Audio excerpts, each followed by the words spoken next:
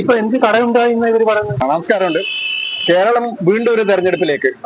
അപ്പോ പിണറായിയുടെ നേതൃത്വത്തിലുള്ള തുടർ ഭരണം ആഗ്രഹിക്കുന്നുണ്ടോ ഇല്ലയോ എന്നുള്ളതാണ് ചോദ്യം.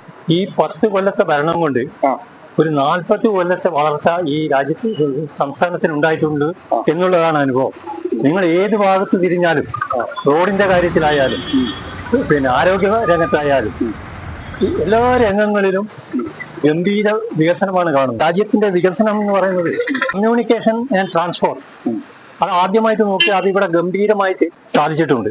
സതീശൻ പറയുന്നുണ്ട് കേരളം വീണ്ടെടുക്കണം, 10 വർഷം മുമ്പിലത്തെ ഉമ്മൻചാണ്ടിയുടെ കാലത്തേക്ക് ഒരു തിരിച്ചുപോക്ക് വേണം. അത് എന്തിൽ നിന്നാണ് വീണ്ടെടുക്കുന്നത് നമുക്ക് മനസ്സിലാകുന്നില്ല.